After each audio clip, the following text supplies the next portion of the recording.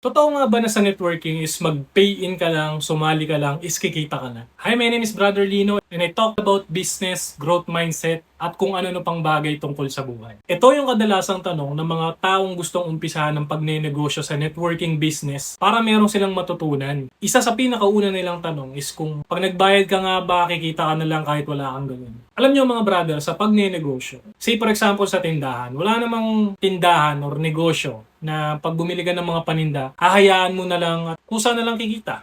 Kusa na lang bibili, kusa na lang mamamanage, kusa ka na lang magle-level up sa mga profit. Hindi naman ganun. So, networking business is same as other business. You have to put in the effort. You have to learn, you have to adapt, you have to improve. Nang sa ganun, mag-grow kasama mo yung negosyo mo.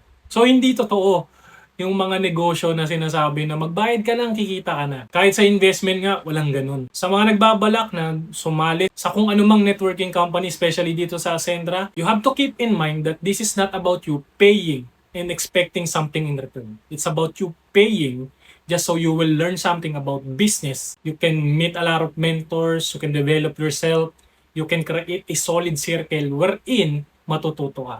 So I guess doon pa lang sa mga bagay na yun is nag-profit ka na dahil nag-level up na yung sarili mo.